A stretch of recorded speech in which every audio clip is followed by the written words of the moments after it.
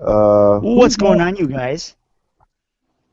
It's Perry the Entertainer. We are back again. We're going to be talking about WrestleMania 31. It's the hottest topic in the world of pro wrestling right now. And, I'm not going to let you guys down. I decided to do a little Google Hangout review with a couple buddies of mine. And, yeah. What do you... oh, shit. All right. We got Kevin. Hey, what's up, y'all? What's up, YouTube? And we got Tommy in the studio today.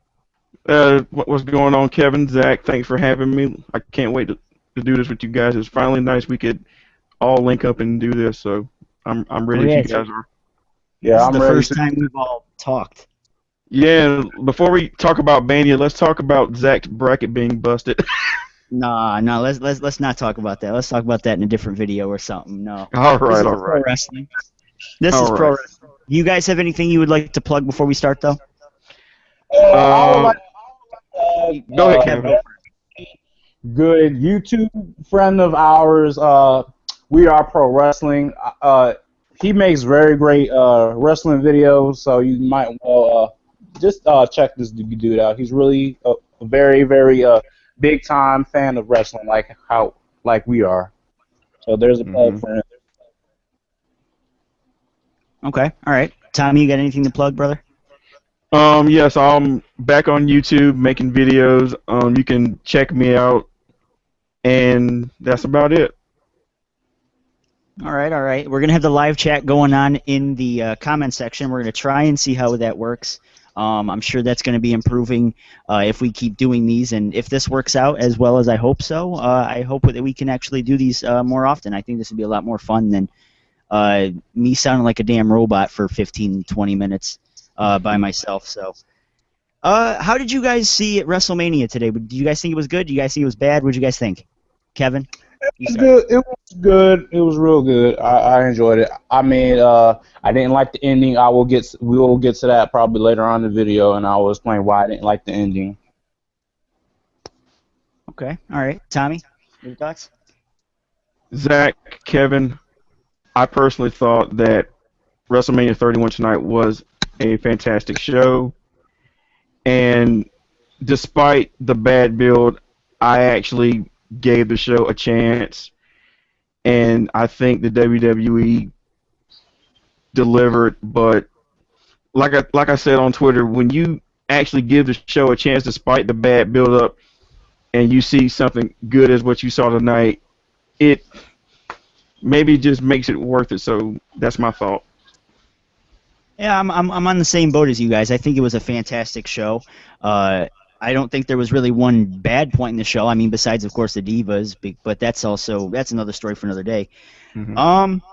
We started off things with the pre-show. The tag team titles were on the line. Tyson Kidd and Cesaro, I like to call them team personality because they have no personality, but they're awesome in the ring, so that's what they got going for them. Versus the New Day, Los Matadors, and the Usos. What did you guys think about the match? You guys think it was good? Kevin?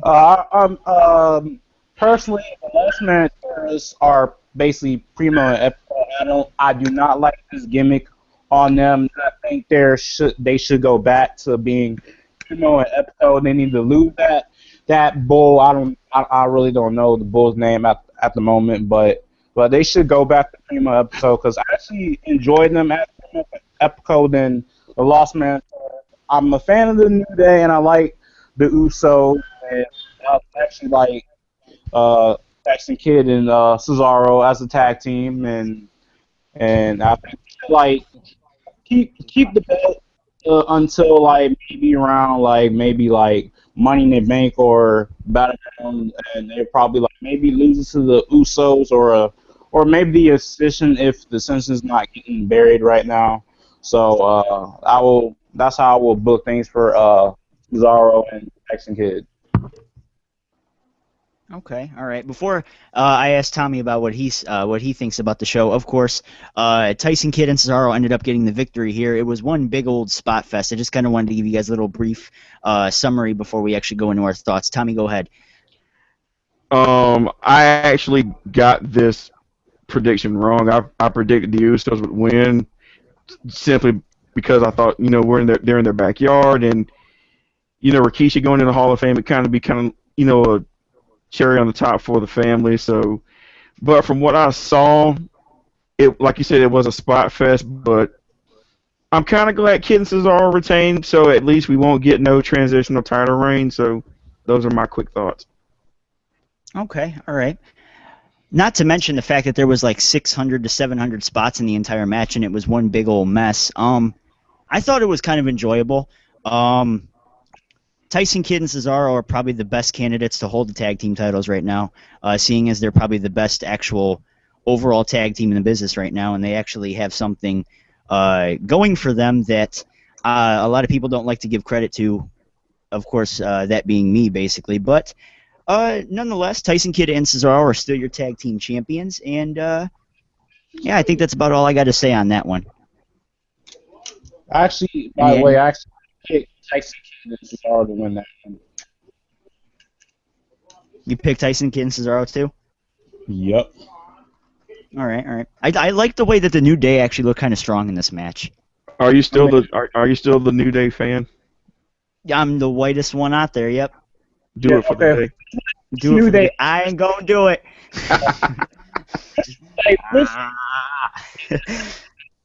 Was it Big E and Kofi, or was it Kofi and what's that dude's name? Xavier Woods. I believe it was Kofi and Big E. It was Kofi and Big E. Do it for the day. I ain't gonna do it. There were a couple points in that match where I actually thought they had it. I mean, not to mention, I believe it was Jimmy Uso that was taken out of the match quite early with his shoulder injury. So I think, like I said, with the New Day gimmick, as bad as it is, I'm like, me personally, I'm a sucker for stupid stuff like that. I mean, I hate to be, a bias maybe, but I understand the gimmick stinks, but still, stuff like that, I need a good laugh, and that's what the New Day's providing, and that's like, just for fans. I wanted the New Day to be like the Nation of Domination. Like personally, I do not like I'm not being racist or anything, but I don't like three black guys talking about, oh, the man held us down, because I have seen it before as a wrestling fan. We have seen it with I think someone mentioned maybe make them as like a black shield, Black. I don't think that would work. I think that's kind of a gimmick that you should only touch once, if that makes any sense. Because with the Shield, it worked because you had all three guys. Well, maybe not necessarily in Roman's case, but you had Dean Ambrose and Seth Rollins, who were actually taken quite well by the crowd, and then you had kind of threw Roman in there as kind of the scapegoat. Mm-hmm. It's like Roman Reigns' Shield was like the powerhouse of that, and like Rollins was the high flyer, and Dean Ambrose was like the crazy promo. It's like Shield. Yeah. Okay. All right. Is that all we got to say about the tag team titles? I believe so. All right. Our next match up is the Andre the Giant Memorial Battle Royal, and it was won by none other than the Giant himself, the Big Show. Yes, I know a lot of people in the YWC are actually pissed off at this, and probably myself included, but I'm going to let you guys speak on it first. Tommy, we're going to switch it up. Tommy, you started off. What did you think about Big Show winning? Now, when it came to picking a winner of this, I was just excuse me, but I just said Ryback because it's like, okay, Ryback is, how much worse can they do with this guy? And we saw with Cesaro last year how that went. So, but from what I saw, I actually enjoyed it. We finally got the official implosion of Miz and Mizdow, and the fact that it came down to Mizdow and Big Show, but I kind of figured Big Show would win. So, and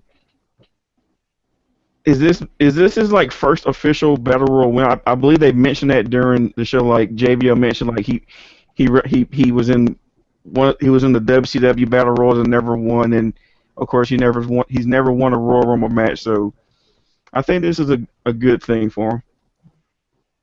Oh, definitely. I think Big Show winning could be something that I don't really want to say. But does this lead to like face turn number 1 billion.7? That was probably where I was going with this. I did remember tweeting something like that after Big Show ended up winning. But you have all this hype going into the battle royal, especially with it being taking place on the actual show, The, and then you make the announcement a couple days earlier that it's going to be on the pre-show, and my then after yeah. that, you kind of feel like after it's being announced for the pre-show, you don't think that anyone important is going to be winning it. So hmm you might as well kind of give it to someone who could use it, like someone like Curtis Axel, which pissed me off that he was the first one eliminated, hmm or Damian Mizdow, and he was the second to last guy eliminated, and we know how much the IWC wanted to see Mizdow go over. So anyway, Kevin, what did you think about the Andre the Giant Memorial Battle Royal? I mean, seeing Big Show win, that's kind of cool because he hasn't really had that much WrestleMania moments. But I mean, here's my actual winner of that battle royal was Sheamus if he would have returned because like we have been seeing in weeks now, like on Raw and SmackDown, promos of hyping his return. I was like, why not have Sheamus return and win the Andre the Giant battle royal? Like last year, he was like maybe like in the final four. I don't know who eliminated him from the Andre the Giant battle royal. I think it was Rey Mysterio. I could be wrong about that, but like Tommy was saying, I think Ryback should have won because Ryback has been like robbed of WrestleMania moments. I'm not a big fan of Ryback, but I think he should have won. And like maybe like guys like Curtis Axel and like I mean Curtis Axel is going absolutely nowhere right now. So I mean probably like in 2 or 3 months he might get future endeavored. He might get released probably soon. Like, I don't see that happening. we could have No, got he's like pretty much solidified with a job, at least for a while. And the thing with Sheamus, people talking about Sheamus being in the battle royal, I think you if that was the case, you could have had him appear on like a Raw, maybe like the Go Home Raw, and then he makes a run, and then he says, "I declare myself an entry into the battle royal." Then you could have maybe given the idea that Sheamus was going to win it, but that's just what I think regarding Sheamus possibly being in the battle royal. Okay. Do you guys think that it would have worked having Sheamus in there, and do you think that Sheamus winning would have been a better outcome than Big Show? I mean, I would. I mean, I think so because if Sheamus return, he's gonna probably return as a face, and I think he should like return as a heel, like maybe like feud with Daniel Bryan or Darth Ziggler or somebody. I mean, that's how I would have booked things for Sheamus. Yeah, you remember like people were freaking out over the possibility that it would have been Sheamus versus Bryan. So it's like at least you Actually, put. match. I mean, I actually did one of that match at this year's WrestleMania. I mean, people actually wanted Daniel Bryan versus Ziggler, but I actually wanted Sheamus versus Daniel Bryan. Okay. I don't know how Daniel Bryan would have capitalized off of the momentum he created last year for last year's WrestleMania, but I think that leads to a pretty damn good segue because the first match of the actual show was for the IC Championship, the big ladder match between Bad News Barrett, Dolph Ziggler, Daniel Bryan, Luke Harper, Dean Ambrose, R-Truth, and Stardust. I had a feeling I was forgetting someone there. I thought the match was pretty damn good. We had, like I said, perfect segue. Daniel Bryan ends up picking up the victory, and he's won every single championship in WWE right now. So that should say a lot about when his career finally comes full circle. But let's talk about the match for a little bit. What did you guys think about it? Kevin, what did you think about the match? It was. I mean, I didn't really watch the match because I was trying to find the stream for it, but I heard the match was actually. I saw a few spots like on like Instagram and Twitter. I mean, and actually wanted either Daniel Bryan or Dean Ambrose to win, but then I tweeted, I'm pretty sure Daniel Bryan was going to absolutely win this match because like the reason why I wanted Dean Ambrose to win because like I actually want like the show to go undefeated, like and maybe have all three members of the show like maybe face each other for the world title probably at next year's WrestleMania. I honestly am happy for Daniel Bryan winning the IC title. I mean, I'm not a fan of his no more, but I actually do like Daniel Bryan, so there you go. I mean, you can still be a fan of his, but it's just like the last couple of months, these out of right field stands have just came out of nowhere, no pun intended, but you know, it's like their logic is like, oh, it's okay for Daniel Bryan to win all the time, but if it's a Cena, Orton, even Reigns to a certain degree wins all the time, it's not right. But I mean, I'm a fan, but I'm not one of these like stands that believes he needs to win all the time. It's kind of like, you know, with Punk from last year. Well, I think Daniel Bryan didn't need that sort of feel-good moment this year, especially with him being kind of robbed out of the World Heavyweight Championship picture, because it looked like WWE was actually looking to put him into the match with Roman Reigns and Brock Lesnar, which we'll talk about in just a couple minutes here. But I think Daniel Bryan winning the IC title was a good idea, especially if you were going to go the idea of having Brock win the title. I think that by doing that, you would be making the secondary titles, because it was pretty much already a gimme at this point that Cena was going to win the U.S. title. And spoiler alert, Cena won the U.S. title. But Okay. it would make the secondary titles a little bit more special. It would make them feel a little bit more prestigious, having them be on top guys like Daniel Bryan and John Cena. But for WWE to sit here and say that Daniel Bryan is not marketable and that's why you don't make him a top guy, yeah, WWE either A, might want to rethink that, or B, they're lying out of their asses, because we even had a promo with him and a bunch of legends backstage with Bret Hart, Roddy Piper, Ric Flair, Ricky the Dragon Steamboat. They were all yesing in the back and everything like that. So WWE's doing their damnedest to try and put him over. So I think Daniel Bryan winning was probably the best idea. I think it was a no-brainer. Oh yeah, it was definitely a no-brainer. But I think personally the match overall, it was a very enjoyable match. I love the part where Ziggler just like literally like raced up that ladder like crazy. But overall, like I said, the match was very great and I enjoyed it. Where would you put this ladder match up there? Will it be like in your top 5, top 3? Where will you put Not this? That's not even nowhere near that conversation. No. It was good. It just wasn't that good. It was good, but it wasn't spectacular. We had a couple good spots here with a super zigzag off the top of the ladder. I believe he hit that on Bad News Barrett, if I'm mistaken. I think it was Luke Harper. Well, maybe it was Luke Harper. And speaking of Luke Harper, he decided to deliver Dean Ambrose a little pretty nasty spot there with the power bomb to the outside, and he landed on the ladder, and it was pretty damn scary. I know a lot of people were actually on Twitter worried about what happened. I thought they were going to do like, remember WrestleMania 22 when like Flair got carried out, and I think he came back in the ring or something? Yeah, you were? Mm-hmm. He did come back in that match, and then he still got his ass whooped in that match. Like what Ambrose did at Money in the Bank, where they carried him out, and then he came back and continued to fight. That seems like it's so overused nowadays with like being carried off. Like Daniel Bryan did it last year at WrestleMania. You mentioned Dean Ambrose did it at some point. It's like being carted off and then like fighting off the ambulance nowadays. It seems like that's just kind of. Of course, we saw like Mick Foley do it at Hell in a Cell. Yeah, the Mick Foley thing too. It seems like it's meaningless. Like it means absolutely nothing out of that. But nonetheless, it's like Super Cena. Go ahead. Yeah, it's like exactly. It's like Super Cena. It's like no selling the entire thing. Yeah.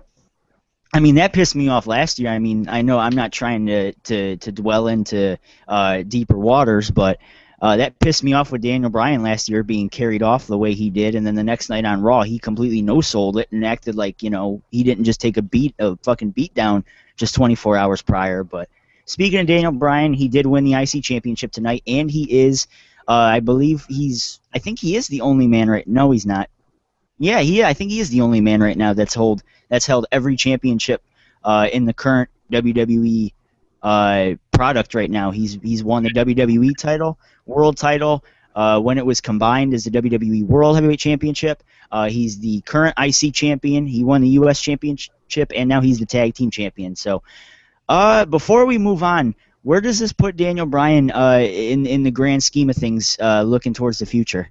Kevin? I'll probably maybe like I don't know when he's going to keep the belt, but if WWE is going to do a unification match for the IC title and for the US title, if it's going to be Daniel Bryan versus Cena, I mean, it will make that match more amenable for fans and Cena, as you know how the IWC is, they're going to love Daniel Bryan and hate John Cena. So, Tommy, what is your thoughts on that? As far as like moving forward, um, if WWE is really serious about wanting to make the IC and US titles meaningful, like I said, I will give them a chance.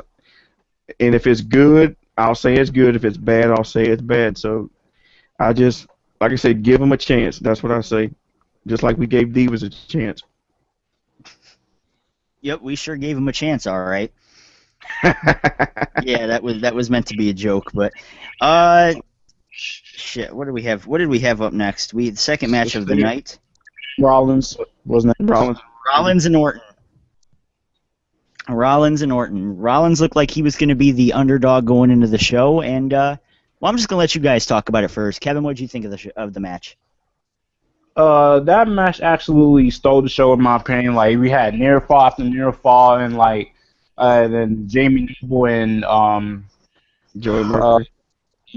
Joey Mercury took RKO's, and Randy Orton like kicked out of the curb stomp, which was actually marked out when Orton kicked out the curb stomp, and I actually like the spot where I think Seth Rollins was trying to like come over off the top rope, and Randy Orton hit him with the RKO or something like that. And this was a pretty good match. I'll give it like a 3.5 out of 5 stars. So I actually did enjoy this match. All right, Tommy. I thought the match was very enjoyable, like Kevin said, and of course the RKO. Seth doing it, the curb stomp, and then falling to the RKO. I thought that was very, very great. I wanted to say, where does that RKO rank among some of the other spectacular RKOs that Randy's done? Like, ain't nobody I think that goes down as the best. You think it was the best? I think it's the best. I think hands down it's the best. I think that's not going to top the one he did on Evan Bourne a few years ago. I think Evan Bourne is the second best one. No. I say that. I say the Seth Rollins one. It's by far I think it's the best because the way that it was approached and the way that it was just the way that it played out just looked so beautiful. Well, you remember the handicap match with him and Cena where Cena like flipped the guy over and into an RKO. I think that's another one. When he reversed the FU into the RKO, I believe that was at Bragging Rights 2009. I believe. And then you remember they had the tables match from like I think 2011. If I'm not. It was same thing. Yeah. No, it wasn't 2011. It could have been 2011 because Orton was a babyface at that time. It was like when that happened. It was like before. They had a match on Raw or something, and it was a tables match, and Cena was going for the FU, and Randy reversed into an RKO like midpoint. Yeah, I know. I remember that match. Too. But going back to the match, I thought the match was great. I thought this was I guess you could say match. Would you say it was match of the night? Yes. By far. Go ahead, Kevin. This was probably like the first match tonight. I will get to the other one in the like when we do the review of that match. Excuse me. Sorry for my botching, guys. I'm sorry for my botching. No, I think by far it's the best match of the night. I mean, yeah, Triple H and Sting, once we get to that, because it's the next match up, that match told a story, and it was fantastic in its own right, but I think that wrestling-wise and just kind of in a technical wrestling perspective, I think that Randy Orton and Seth Rollins definitely stole the show. Just like a lot of people actually said they were going to, so I can give you guys mad props if you When I saw that match, when I watched this match, I couldn't help but think of the match that Orton had with Punk at Mania 27. I thought that's just the first thing that came to mind. Like you could draw a lot of parallels to that match. That match that was really good too at WrestleMania 27. I actually did like that match myself, so it was a really good match. Zach, did you post a tweet about Orton, like something about him being the best worker right now or something? Or am I thinking different? I don't think that was me, but Okay. well, maybe a while ago it was, but Oh, okay. I don't remember ever tweeting that right now. I But just saw like recently, so. oh, if it And was like just recently, there's no way I did. There's absolutely um no way that I did. these people like Cena does. I mean, Warner actually has put a lot of people over. Like he put Ziggler over, uh, Barrett over, and I think he put the real over when he was in their feud, like in 2012 or something like that. But Warner has actually putting people over. I don't know why people want to say Orton buries people. But I but what's that? Zach, what's your thoughts on the match? I think that the match was done perfectly in a way that it did not make Seth Rollins look weak at all, despite having him lose, and it kind of puts Randy Orton back into kind of the title picture, especially now. And I'm not going to spoil this because this is quite longer in the review. We now have a champion that will show up every night. So now that um, the title's actually back in relevancy. We can actually see Randy Orton back in the actual title picture, especially with this win. That could catapult him back into the main event scene. And but like I said, fantastic match, beautiful counter, beautiful finish to the match, and it was just. I sound like a broken record, but it was just absolutely beautiful. It was a fantastic match, best match of the night. You guys have anything else you want to say about the match before we move on? Um, Actually, yeah. Let me question. Where does this put Randy Orton after this feud? Where do you see Randy Orton after this? maybe Yeah, I possibly see something. Maybe Orton versus Rusev. Maybe. oh, that could work. I mean, but because apparently Brock Maybe Orton versus, like I said, Orton versus Rusev, or maybe Orton versus Brock finally. yeah, Do you because guys see I WWE? What's that? I've been calling that Orton and Brock Lesnar match for a long time, and I haven't seen it. I hopefully get to see it this year at some. Do you see WWE bringing Sheamus back and having Orton put Sheamus over as a bad guy? Yeah. I mean, It'll I be think intriguing, but fans will be like, "Oh, these two have already feuded. I'm sick. I don't want to see this again." right, and there's like Orton and Chiefs have few before, but it's not like and you know how like fans are when I'm getting tired of seeing Cena and Orton feud and all of that. I'm like can y'all shut up? Okay, I'm like I'm tired of seeing Orton and Cena, Orton and Cena fights myself, but I'm not like I'm done with say stuff like that. Like I didn't see this. An absolutely fantastic match, and I think we should kick it off the next match. Sting versus Triple H. I'm surprised this actually was on this early in the show, but I said it before. I just said it a couple minutes ago. This was a fantastic match that did a whole bunch of storytelling, but we'll get to that in just a second. Tommy, we're going to start with you. What did you think of the match? What did you think of Triple H going over? Um, like I said earlier, as we talked about earlier, which were in that promo that he did later on, it kind of does make sense of him going over. Again, this was another prediction that I got wrong. I said Sting winning was going to be the no-brainer, but for once I got food. I actually got food, and I think that's kind of good. I like the shock value. I don't even if you consider it shock value that Triple H went over. All right.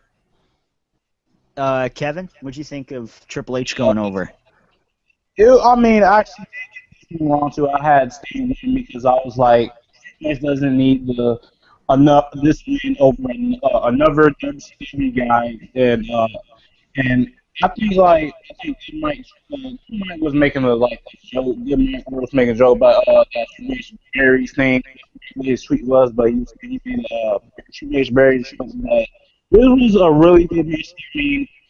I marked out when DS came out and NWO came out, and they did their little thing, and Shawn Michaels reaching the thing, and I thought thought the match was over by that point, but and Triple H going over and like in the aftermath, Triple H like and so I guess he probably might get a rematch probably around maybe Emerson or maybe Survivor Series probably, but this was pretty good match. I would say this was like the second best match on the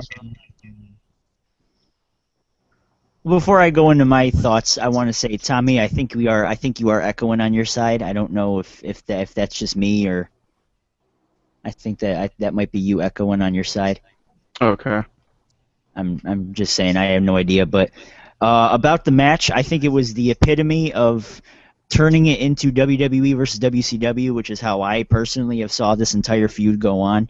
I feel that it was more so WWE versus WCW, and WCW is trying to kind of get their revenge off of what happened 14 years ago.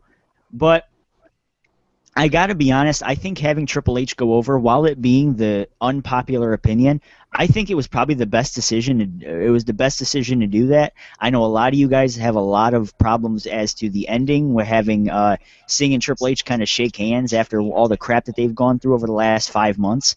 But I think it was a great match. It was fantastic when it came to storytelling, and that's gonna be a key word for this entire show is fantastic, because it was an absolutely amazing show.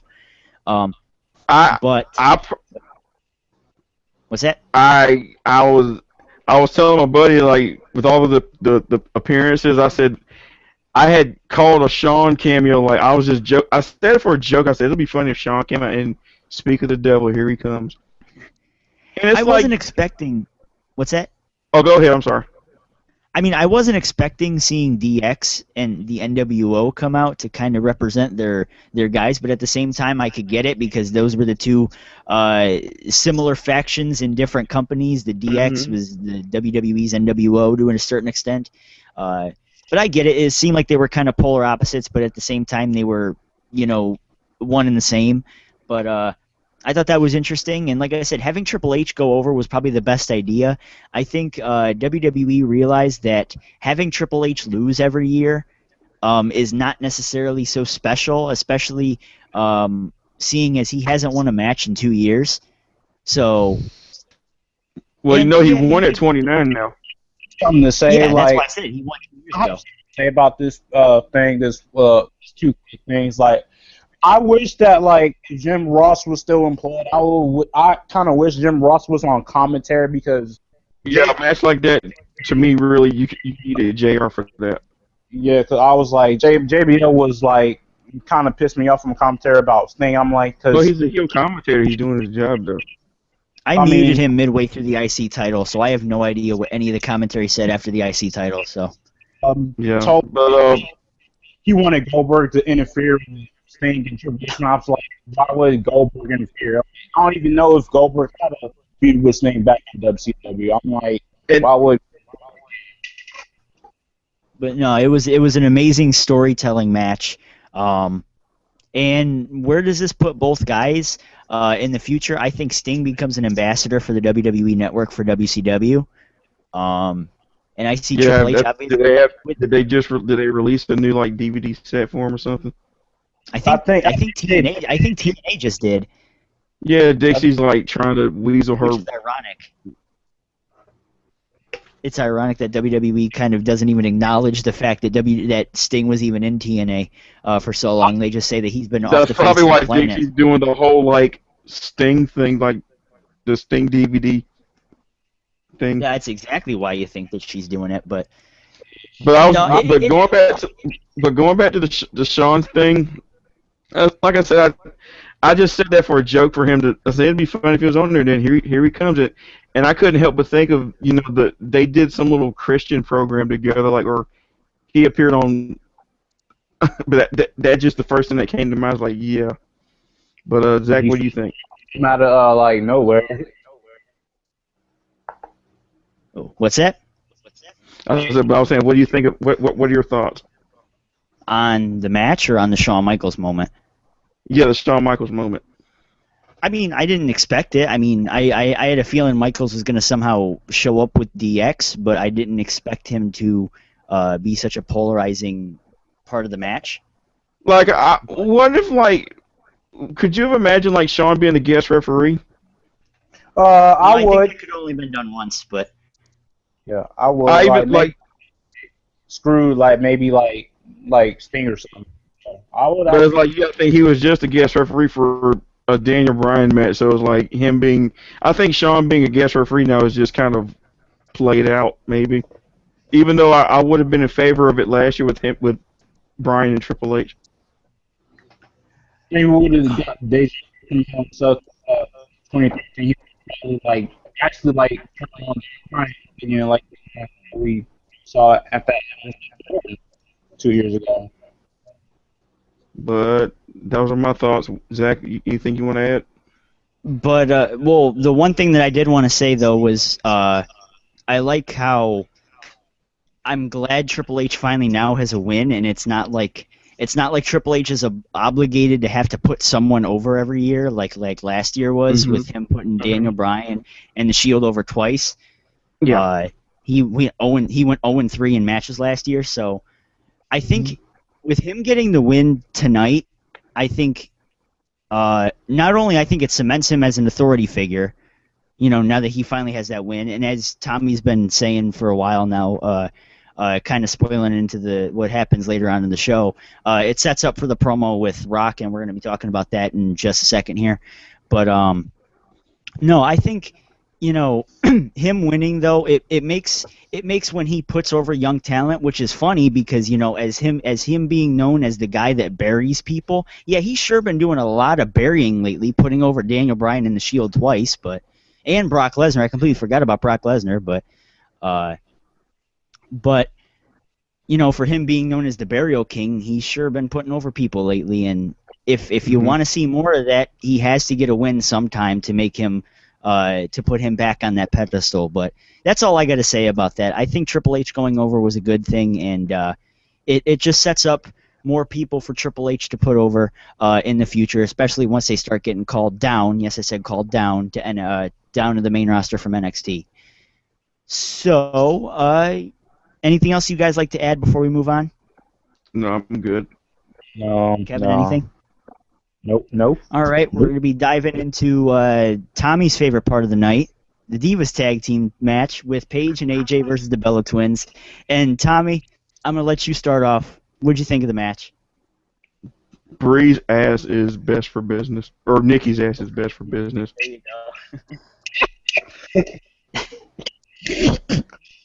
go. For someone who had so much words for Nikki Bella right before we went on the air here, that's not a whole lot you want to say. what do you want me to add? Like what do you want me to add? That you You're jacked making off. a lot of. Oh, I thought what he said. He probably jacked off of seeing Nikki Bella's ass. That's what he could have said. That'd be Pants hard for were me to off do for when the I'm full 7 minutes, huh? That'd be hard for me to do when I'm at a friend's house. Ooh, You yeah. could go to the bathroom and do it alone, man. But I didn't. Honestly, I didn't watch the match. I had to make a bathroom run. Like literally had to make a bathroom run. So, but I did catch the last few minutes. But again another match where I got the pick wrong. I picked the Bellas to win, and I figured give them their own Mania moment. Maybe that could have been a way to convince them to stay. But if with that loss, maybe that is a sign that they're leaving. I don't know. And plus, like a friend told me, Paige needs it more. It's her first WrestleMania, so I can kind of see why. But still, I love Nikki's ass though. Kevin, your thoughts? Uh, Not I on did, Nikki's ass on the match. okay, all right. I did get this pick wrong, but then again, I was like, okay, it's Paige first WrestleMania, and so she needed this win badly, and I thought like Paige was gonna like maybe get the win instead of AJ getting the win, and now since I actually wanted the belts, like Tom said, he wanted the belts to win to give them their own moment, but I think the Bella Twins are probably leaving. Maybe Nikki probably will drop the title tomorrow night. Charlotte when she So gets you actually see them doing another page, maybe with Charlotte coming up allegedly. Yeah, I mean, I will probably do like a fatal four. I would like. I mean, I don't want like maybe she could be in this match, but like maybe as a guest referee or something. But I think that's probably gonna happen. And from what Zach was saying, like the match didn't even get 10 minutes. Is like, what's the point of this whole give Divas a chance thing? Like the two matches on Raw with like with Nikki versus AJ and Paige respectively, those were great matches. But you get to Mania and you take 30 steps back after going 2 steps forward. So, and that's and another thing that goes to with that musical performance, you could have given that little bit to the Divas, you know. But Zach, what do you think? Sucked, by the way. Well, ultimately, I'm pissed off that this match had time over the Andre the Giant Memorial Battle Royal, and why the Andre the Giant Memorial Battle Royal, I don't like saying that twice, but it seems like this is a little bit of a drinking game here on the PTE show here tonight. Whenever you say the Andre the Giant Memorial Battle Royal, I guess you got to take a drink. But say that 5 times fast. I don't think you can. I mean, I got a water bottle in my hand right now, but taking a drink during a live show, that's fantastic. But yeah, that was more entertaining than this entire feud. So I don't like the fact that they gave us a reason for this feud 2 days before the actual show starts. I mean, now they like to portray the Bellas as the Kardashians and Paige and AJ, I guess, are the outcasts. I like how it took them 2 months to actually fucking establish that. But the match was just an atrocity. I thought so. I mean, some people may say it's enjoyable. I have no interest in the Divas. I never have, and ultimately, I probably never will. So I'm not interested. I'm just not interested in any of them. Until like the right divas are called, until the right girls are called up. Well, yeah, of course, because if I said that I just couldn't stand women's wrestling, then I'd be hypocritical, because I love NXT's wrestling. I love the NXT women with Sasha let me Banks ask you something. Let me ask y'all something. If it was a fatal 4-way, do you think would you have at least been more optimistic? I probably would, because I actually won the fatal 4-way to begin with. Because so, the way I thought it would have been like maybe Brie wins the title, kind of like screws Nikki out of the title and just wins in some kind of fluky manner. But I think what WWE realized. Sorry, go ahead. I would probably not have like Brie probably like win the top. I mean, I would have her win the top, but not like consistent Nikki, because like, well, actually, I take that back. I mean, we did have Nikki turn on Brie, like they made you forget, like Brie was just telling, or Nikki was telling Brie, "I wish you died in the womb," and now they're like back on the same page again. I mean, we have seen that with some situation. How that feud happened in WWE. Zach, anything you want to say? But I mean, what was the reason for this match? Especially like if the title isn't even on the line, like. Would you been in favor? Would you been in favor of maybe another battle royal, like last year? A battle royal, that was retarded. I hated the thing of a battle royal, the idea of it. It just screams laziness. It just screams like, oh, we don't want to push anyone for the championship, so why not just throw the entire fucking roster at her and make AJ look like a fucking queen of the fucking division, which she pretty much was at the time, but why not just fucking bury the entire roster and throw her in a battle royal with everybody on the roster, and then she wins. Like I said before, if Mickie James was not pregnant in 2014, it definitely would have been her and AJ at WrestleMania 30. I mean, I get that it would have made sense for last year to have the whole Battle Royal thing, and then AJ win it, and then AJ's like, oh, I'm better than everybody on the roster, and then that's how Paige comes up, and seeing as her kind of as like the NXT girl who came to the WWE and she beat the Queen on her first night. I get that, but that doesn't work now. That shouldn't work now. Yeah, Battle Royal. But it looks like they're going to go that route again. They could probably go that route again with Charlotte. Have Charlotte beat Brie, or I keep saying Brie beat Nikki for the title. But what I feel the WWE and why I feel that they didn't do a fatal four-way and then like Tommy said have the whole Brie Bella ending and have her win. I think WWE realized how much shit that Nikki Bella and Brie Bella feud generated, and they probably wouldn't want to do that again. Mm-hmm. So having Brie win and then maybe as her kind of like the one to screw over Nikki, I don't think people would want to see that. And that's just me. That's coming from someone who's not interested in the Divas to begin with. So I think I'm in the same boat with you though. Have the belt on Nikki until you call up the right girl, and then that's how you do it. Because I think what WWE was hoping, and I hate to prolong this segment a little more because we do have that promo with Triple H and The Rock. I might as well spoil it because we're going to be talking about it in a second. We have that to talk about, but what the hell was I even saying now? Shit. About calling up the right girl. Oh yeah, calling out the right girl. Don't have the whole thing going on with Paige. You know how Paige came up and she won on her first night, and people aren't going to forget the fact that Charlotte lost her Raw debut. She lost to Natalya in the Slammies a couple months ago. Mm-hmm. People aren't going to forget that, and that's I'm sure what Triple H is hoping that we do is hope we forget about that. But I think personally, and maybe this is just me talking for the entire group, for you, me, and Kevin. Mm-hmm. Us giving this much time to the Divas is much more disrespectful to what the hell do we talk about? Randy Orton and Seth Rollins. We only talked about that for so long, and talking about this match for so long. I think that's a little bit more disrespectful. Maybe that's just me personally. But I think it shows like at least we want to care is what I'm saying. We want to care, right? We want to care, but WWE is not giving us any reason to. Like I have like something to say before we close the segment. Like two of my favorite divas was those twins. Like looking Natalya and Naomi, those are my favorite divas right now. Natalya is not the fact that Natalya and Naomi can't even get a spot. Like one thing I even suggested was like maybe on the pre-show was do like a 5-on-5 Divas versus NXT girls. Have it be like Natalya, Naomi, and Summer Rae, Cameron, and Eva Marie versus whichever 5 NXT girls are up there, and just kind of like have it be like an elimination style match, and maybe have it come down to like Natalya and Charlotte. That was just something that I threw out there like a week ago. So Zach, what do you think about that idea? Possible? What would you have thought?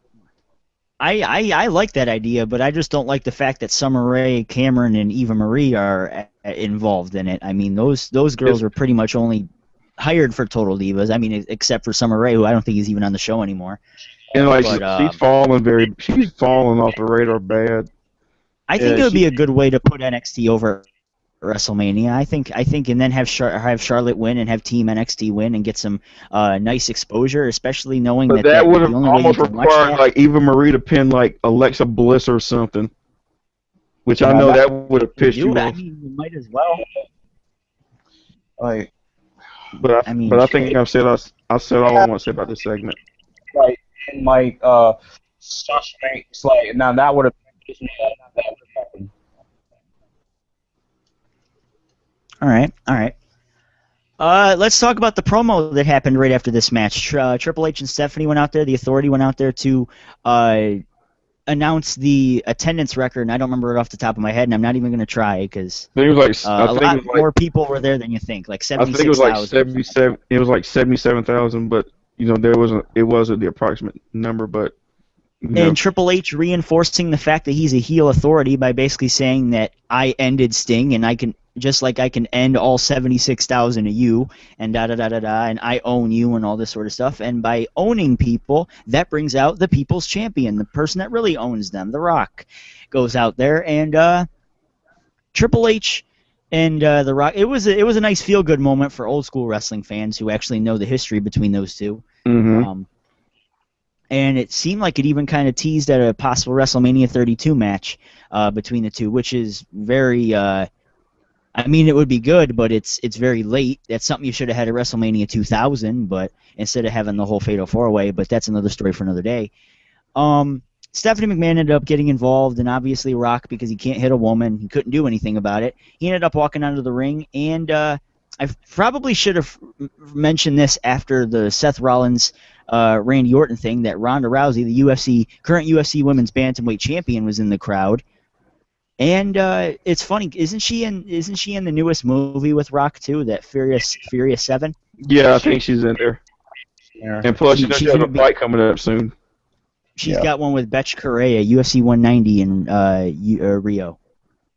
I'll be honest. I thought when Triple H and Stephanie said their little piece, I thought Vince was going to come out there first, and then you remember you heard the Shane O'Mac chants. I seriously thought Vince was going to come out there and kind of put them in their place, I think Vince going out there would have been pretty nice. I mean, or even have have Shane topped it off. McMahon make a random appearance.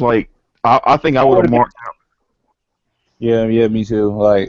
And for my thoughts on this segment, it was alright. I mean, they What? I think why they brought Ronda in here. I probably pronounced her name wrong, but honestly, I really don't care right now. But they cause maybe they brought her in to promote her fight, and she gave Stephanie the armbar before she broke the thing up, I mean, I would love to see Triple H versus Rock match at WrestleMania 32 next year, but then I'm like, it should have happened at WrestleMania 16 instead of that Fatal 4-Way. But this segment was alright. It was better than the music performance by Scarlett Gray and Kid E, who looks like Tiger on Down syndrome.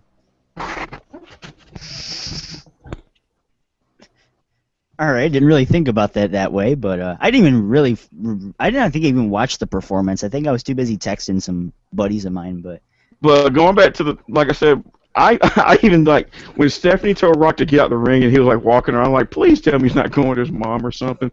I seriously thought he was going to go with his mom or something.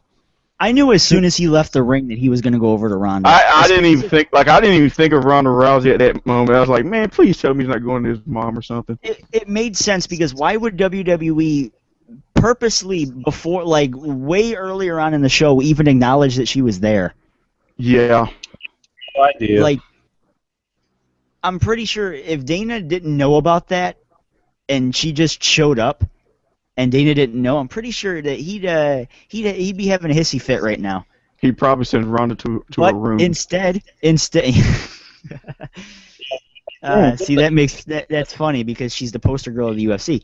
But instead of that, Dana White's pretty much rolling in fucking dough right now, because you can only imagine how much revenue that's going to be getting having Ronda Rousey there at WrestleMania. But her judo flipping Triple H, I got to be honest, that was fucking amazing. That was awesome. From now on, I'm gonna call her Hayden Panettiere on spinach, on Popeye spinach. I'm sorry to interrupt the review here, but I'm watching ESPN right now and they're highlighting WrestleMania. There's the curb stomp. 1, 2, 3. I was like, what the? I was like, wow. I'm surprised. Did they even acknowledge maybe Michelle Beadle or something? I think she was there. Because usually they'll acknowledge her at SummerSlam a couple of years straight, and I figured they'd do it for this one. I like ESPN highlighting WWE. I mean, I think. Who would ever thought that happened? WWE getting highlighted on ESPN in a positive way of all things. It's because of Brock Lesnar, but. First, maybe a review of WrestleMania, but that's not going to happen. I mean, I'm on a completely different boat as you, Kevin. I love the promo. I thought it was awesome. I thought it was an awesome feel-good moment. It kind of kept the crowd involved, especially after that. I even maybe thought we were going to get another WrestleMania 30, Rock coming out there, then Austin. Austin maybe. Wasn't there. Oh, okay. Austin wasn't there. He wasn't scheduled. Okay. Probably with his podcast or something.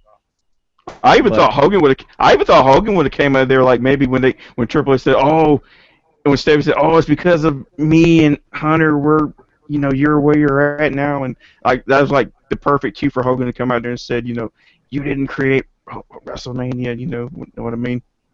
But no, Yeah. I thought it was an awesome promo. I thought it was awesome. It was a When Rusev, any ring is my ring. I actually like that right there. when she said my ring. Yeah. I was like, look at, I was joking, I was teasing like, man, look at the sexual tension between Rock and Stephanie. It was there back in the fucking or the late '90s anyway, so it It was was like, still there. People got that good luck charm for white women. like Stephanie kind of looked at Rock like she was ready to pounce on him, like, I must have you. And then Triple H would have got mad. Well, yeah, no shit. I mean, they're married. I mean, it's not like she mounted Rock. That's okay. I'm just gonna allow it. Yeah. He ain't gonna Unless allow it, but unless you're into that type of stuff. whatever Triple H does in his personal life is none of our business. So. Oh yeah, that's right.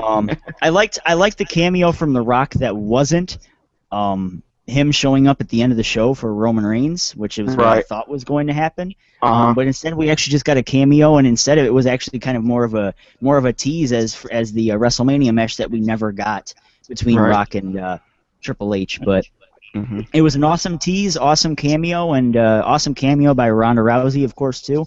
Oh yeah, it was a great one.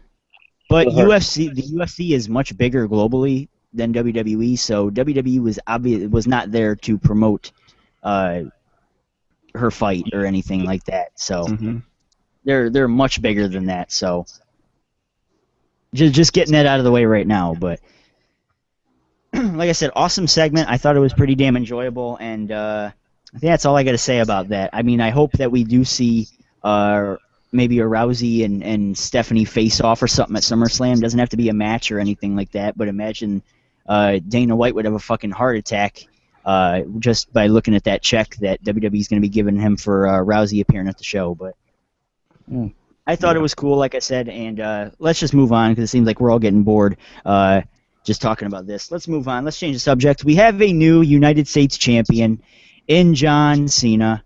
He beat Rusev to a lot of our dismay. I got, Kevin, your thoughts? I mean, I actually like Rusev on, and I like Cena's little thing, but I wish Cena would have came out to James Brown in America song. Like, if that would have happened, I would have probably marked out for that. But my thoughts on even winning this match, and people already said, "Oh, he's buried by." I'm like, but Cena winning the U.S. title actually, you know what I mean? Cena is one U.S. champion back in the day, and hopefully I hope he brings that U.S. spinner title back from that he had like in 2004 through mid 2005.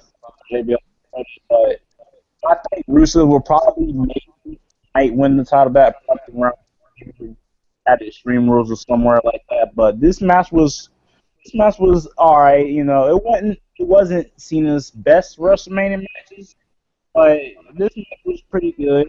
You know, and I actually like that war stunner that Cena did. And those are my thoughts on this match. And I actually got this match by winning. Your thoughts on this match, Tommy? Well, I actually did get this match right. I mean, I picked Cena to win. So, and what was very interesting at the end, you saw, Rusev kind of chew Lana out. So maybe the seed's been planted for a possible Rusev-Lana split. But I mean, you got to think about that though. It's not even been a full year, maybe. Has it been a full year since Rusev debuted? It's And going to be. And It's now gonna be you're tomorrow. now you're gonna have maybe, and now you're teasing a Rusev-Lana split.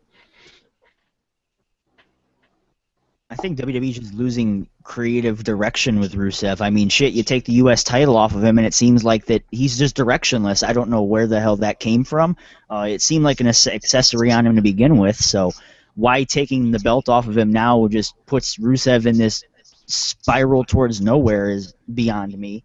Now he's gonna end up like a comedy act with Santino. Oh, God, please, God, no. He's going to be the fucking next Kozlov. Like, it's really stupid right there if it really does that. But And uh, but and my do you guys think Lana is more over than Rusev? yes, everybody loves him. If you know Ty, you know he is what the tweets of his about Alana. Kevin, you speak for yourself. I personally, right now, I don't think so. I think Rusev actually has developed his own personality, with him delivering his own promos and firing right back at Cena. I think he's actually gained the crowd's reaction. So I think maybe taking Lana off him would kind of decrease that reaction, but I don't think that it would just take it away 100%. I mean, But when the crowd's chanting, "We want Lana," I mean, what does that say? Because that just speaks for how many horny men are in the crowd. I Let's be think real. I mean, I mean, and they want Lana, and it's to me like how Rusev, like when I mean, Rusev, we've seen in the of course we've seen in the past, these valet wrestler pairings, and the valet, of course, is going to be more over than the male himself. But look at Summer and Fandango. yeah, Sable. and it's so I find this funny when like Rusev cuts about me, he goes straight to English, and Lana sounds like sounds perfect with a Russian accent. And I'm like, and I don't know why in the world would they split up this Rusev and Lana thing. And I'm like, and they recently, I think they bought a house in Tennessee or something. Tennessee. I'm like, why in the world would they buy a house in Tennessee? That's like one of the most countryest places I've ever seen. The Uh, one thing that I didn't like about this, and I'm sorry to kind of cut you off there, this is one thing that I did want to bring up. They did kind of tease something and I don't know if you guys follow the WWE on YouTube or anything like that. And I do. if I knew how to do it, because I'm not really that experienced with doing Google Hangouts and hosting them, I'd show the video. But there's a video on WWE's YouTube channel, and it was right after SmackDown, and I don't remember how long ago it was, but it was the white guy, the little scrawny white guy. I forgot his name. The dude that's in like the fucking room all by himself all the time. I can't. Even, I'm trying to think. I'm trying The to think. scrawny white guy. I forgot his name. I'm serious. If I fucking knew his name, I would Does he say do it. interviews? Is he interviewed? Yeah. Is it Tom Phillips? Yeah, that guy. Okay. That guy. So I'm sorry. For some reason, his name just did not pop in my head. I just knew him as a scrawny white guy that does WWE app interviews. He was on this YouTube video, and he was interviewing Rusev on SmackDown. I think it was the week after Cena put him in that STF and Lana eventually gave him the match. I think it was on that same week where he interviewed Rusev and said, and they even teased it, like, is there something personal between you and Lana? And he just left. Okay. Like, I think I saw hope that. I hope that WWE doesn't go that way, because I mean, this pairing seems like it's unique because it is for just business. It's not for, Rusev. Well, it's ironic that they are dating in real life, but just I wouldn't go about it and have Rusev kind of show a soft side. You know what I mean? Maybe that's just me, but I didn't. I wanted to kind of bring light to that. And like I said, if I was that experienced with, I think I did see that video. I think maybe.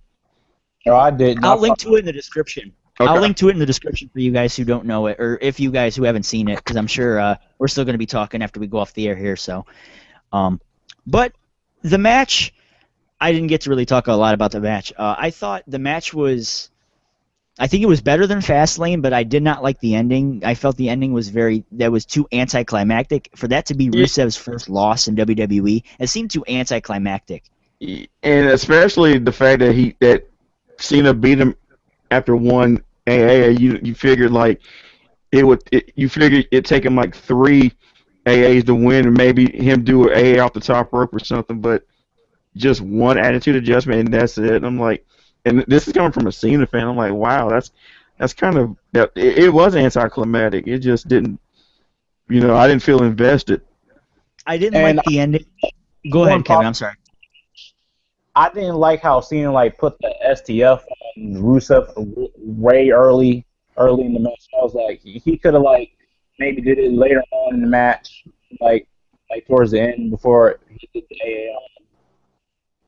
AA. That's the spot I do not really like. That's the one spot I didn't like. Okay. Okay. You just have a problem with people putting finishers on early on in the match? Just that like way early. I don't know how early it was, but I just didn't like how he put the not the AA, but the STF on that early though. That early. That's the only thing. I do like finishers early on in the match, but I thought Cena was. I actually wanted Cena to do it later on. Did he do it early in the match? I don't remember him doing it early in the match. Like not. I think he. I don't know if it was early or not, but I didn't really like how he put the STF on him like that. So I could be wrong. Like I said though, I didn't. Like I said, the fact that he beat Rusev after one AA, I was expecting like maybe Cena to do like 3 or 4 AAs, and maybe the last one would be like a super AA to get to seal the deal. So if that's the only gripe I have about the match, but like Zach said, it was better than the match at Fastlane. I enjoyed it. So Zach, what do you think? You couldn't hear Cena call the spots, so I think that alone is just a complete improvement from the match. But it was I don't want to say Cena really carried Rusev in that match because he really didn't, but it seemed like that a lot through the match, that it seemed like Cena was kind of carrying Rusev through the movements and everything. So it does kind of worry me for Rusev's future, but I just don't know where WWE is going to go with if he does split from Lana, which I don't think is a good idea, but that looks like that's the way the WWE is going to be going. And what do you do with Lana then? How do you? Well, I joked on Twitter that they were gonna have her take some U.S. citizenship tests, and she's gonna be with Swagger by the end of the year as a fucking All-American. I thought about maybe them having Cena expose Lana being as an American-born citizen and you know what I mean? Maybe. You see you're all for keeping this feud going though after this. No, I was saying during the Mania build, maybe like, and again, this was just a crazy idea that I threw out there, and I said maybe have Cena expose Lana as a American-born citizen and not being truly born in Russia and whatnot. But I knew that probably wouldn't work. What do you think? I think it would, but it doesn't work. Like Zach, what do you think? By that angle, that seems like something they would have done maybe 10 years ago in the Ruthless Aggression era. It seems like that's something like that, but like I don't want to see that in this watered down era that we are now. Mm-hmm. I feel that angle just wouldn't be something as special as something that we would get 10 years ago, but if they want to attempt at it, I'm not gonna tell them no. It's not like me saying no is gonna influence it at all. But again, like with this, if a Rusev Lana split is imminent, what do you do with Lana though? How do you repackage her and bring her back? Do you have her drop the Russian accent? She might just turn against Rusev to be just period, and she might just turn for whoever Rusev feuds with next. So you want her, so it's almost so. So you want her to like basically screw Rusev over each and every chance she gets. Or you know what she should do? Go and if you want to repackage her, go train to wrestle. Yeah, who will be her trainer though? Become a diva. Become a diva. But does she still keep the Russian gimmick, or do you have her just all of a sudden become Americanized? I wouldn't do the Americanized thing. It's already kind of bad enough that she does that. She wrestles under her real name, like what, C.J. Perry or something, or Catherine. I don't think so. I think keep the Lana name. I just don't want them. If Lana fades off into obscurity, like I don't want her being repackaged as anything Americanized or some shit like that. Because I think that would be the biggest PG bullshit that I'd ever seen in my life. So we don't want another Nikolai Volkov 2.0 thing. You know how they did. Pretty much, yeah. Pretty much, yeah. Yeah, I But can. I could see Alana as a wrestler though. To be Yeah, like honest, Zach said, just let her train to be a wrestler. and then yeah, bring her back in October. Because apparently WWE had no problem bringing Eva Marie back, and apparently she's been off training. So When she, when she makes her in ring return, we'll see for ourselves if she actually improved in the ring. But probably will take yeah, time. She's doing that movie with Ed, so you can I think they're done filming that movie though. yeah, uh, uh they're done with that. I thought they finished filming. I mean, maybe I'm wrong, but But unless, of course, she's not going to miss that Mania paycheck. do you guys? Another question for you guys about this. Okay. Do you guys see this feud continuing with Rusev and Cena? Uh, Uh, I do. I will probably maybe end it around. I don't even know what's the extreme next. rules. I gave it extreme rules. No, yeah, You have I'll Rusev lose again? end that. But if you have him win again, then you got to have Cena win again. Yeah, then You're looking at you're Bray looking at you're last year. basically looking at Cena and Bray from last year. I was like, I was Yeah, thinking about that. but the difference between Cena and Bray last year was first their first face-off was not at no wait yeah their first face-off was at WrestleMania, And then they had the Extreme and Rules match and the yeah, payback. in this case their first face-off was at Fastlane and Rusev went over at Fastlane. So you're gonna have Rusev win at 2 secondary pay-per-views. That'll be forgetful. I mean, if you wanna try and up the legitimacy of the U.S. title, you keep the feud going somehow. Maybe even have Rusev win by DQ and just beat the living piss out of John Cena for all I care. It just ups the legitimacy of the U.S. title, and I think that's what WWE should be working on at this point. Yeah, I mean, I Yeah. will do the same thing too. So, but basically, but how far do you push the feud? Like, if we go Extreme Rules, I would say is imminent. But what about what's the Either what's the Money in next? the Bank, either Money in the Bank or Payback, whichever one's the second to last pay-per-view before SummerSlam. Because if you do that, you should be starting to build Unless they bring back towards Battleground. the unification of the secondary titles if that's what WWE plans on doing. So At yeah. Money in the Bank. Mm-hmm. So do it until not after the one after Extreme Rules. Basically, is what I'm saying. So like, what will be the that's in April, but what will be the May pay-per-view? It will probably be like I think it I would be think like probably. I maybe think it'll be that's Maybe they'll move Battleground to like May or something.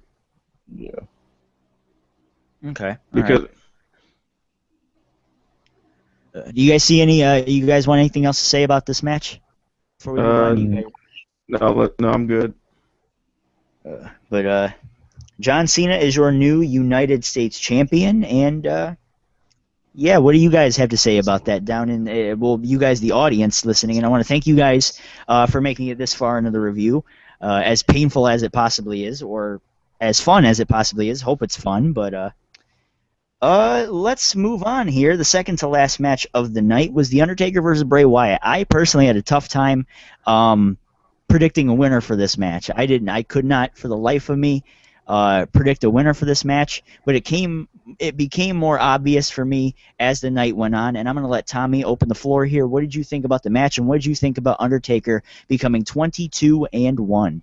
I got this pick wrong. I picked Bray, and again, I was in the same spot you were. This was very conflicting, but again, another Mania loss for Bray Wyatt. But like someone else said, if this was last year and the streak was imminent, this was a year too late. And so now that Bray's lost in back-to-back Manias, where does he go from here?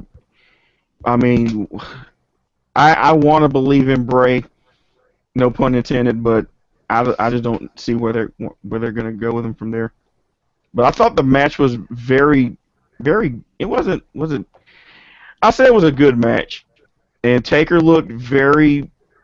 He looked very good in the ring. He looked in great shape. So, and let's hope that we don't hear a report about him getting carted off to a nearby San Fran hospital or something.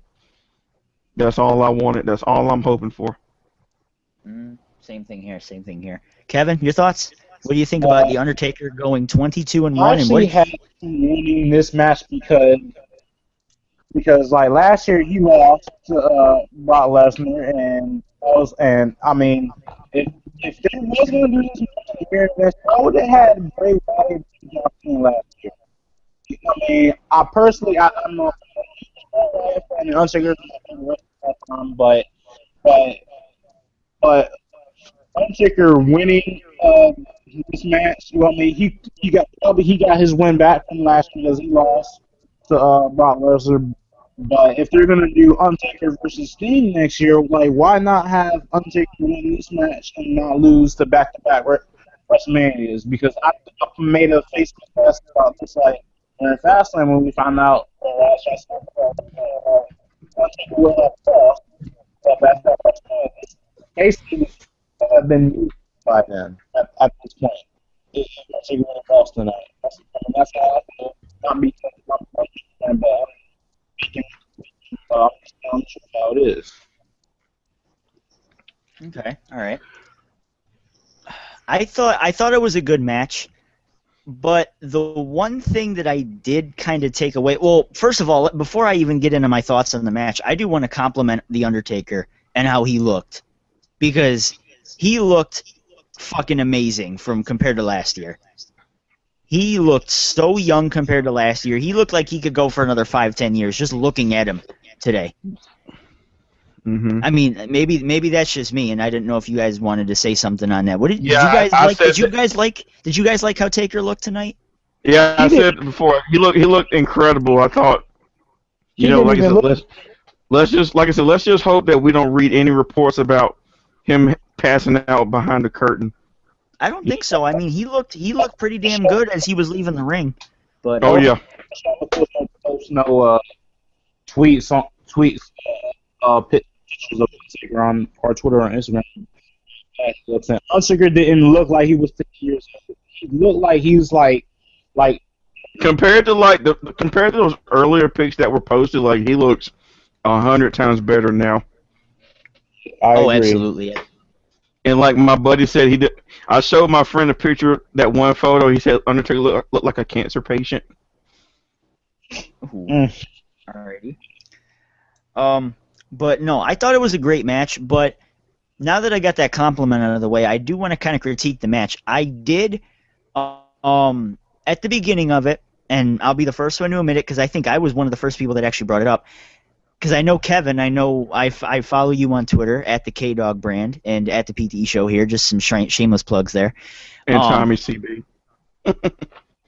And Tommy CB. Go follow us all on Twitter.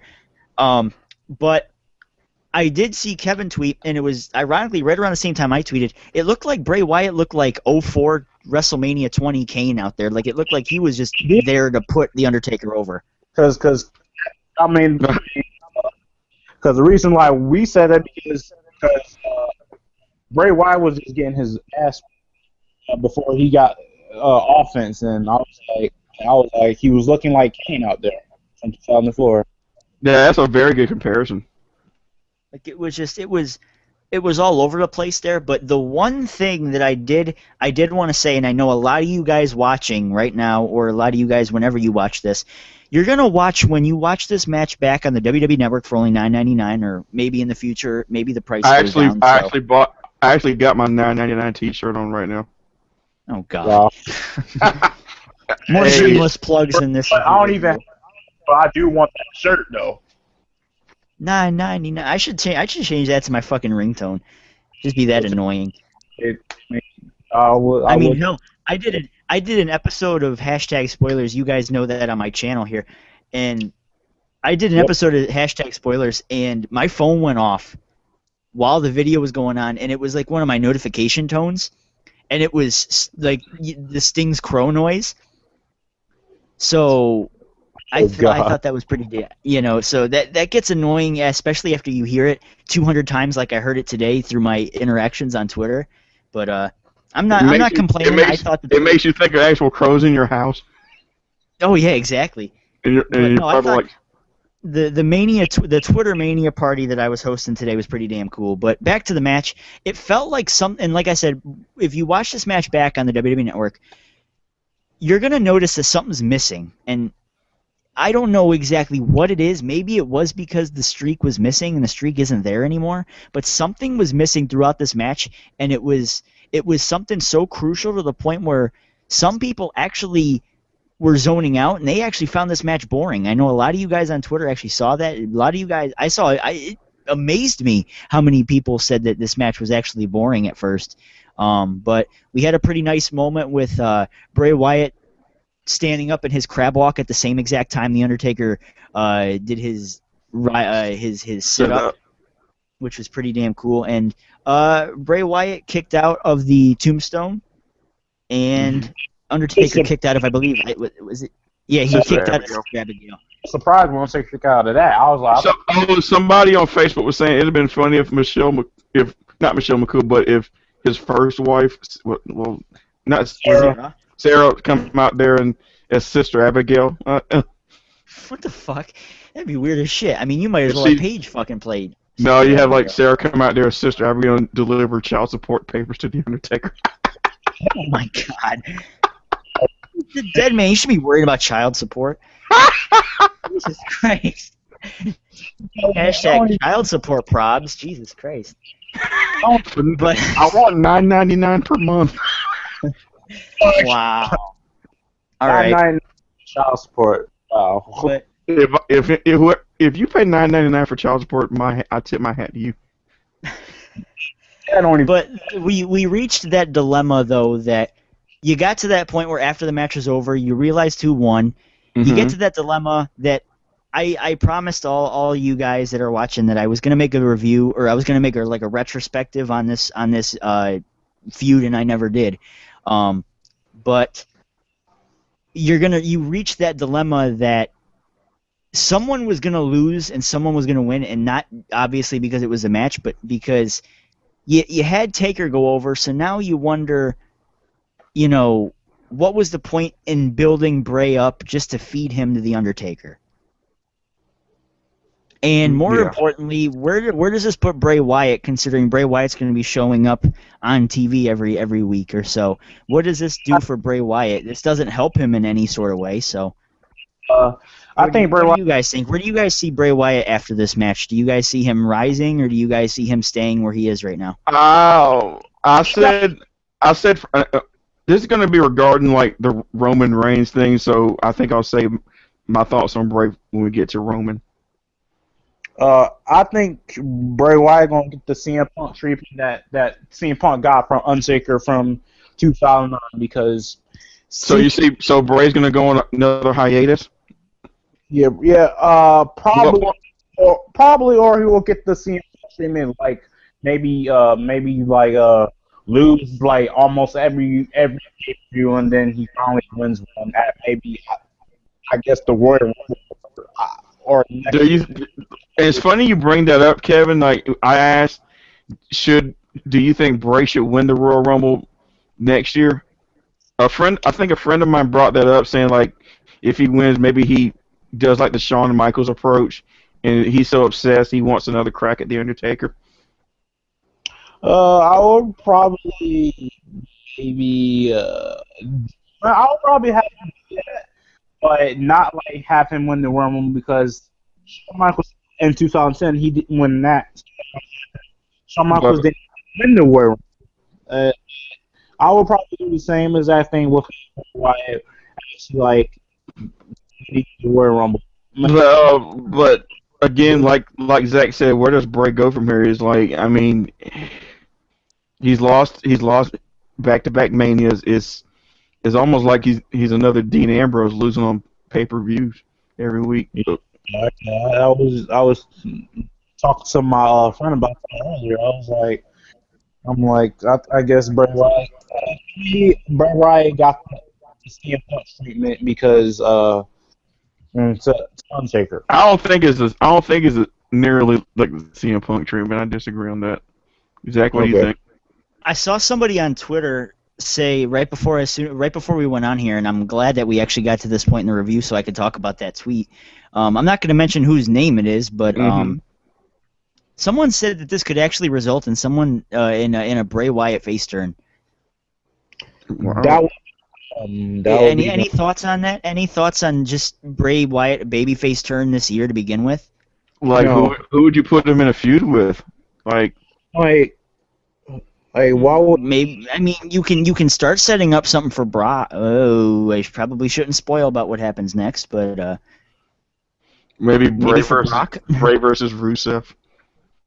I can see Bray versus Rusev, but that would mean that you'd have to feed Bray to Rusev so that Rusev looks strong again. Like Bray could be like that non-traditional American, that that non-traditional American hero. It's gotten hard to take Bray Wyatt seriously. I mean, granted, he cuts some of the best promos that you'll hear in the wrestling business right now. Right.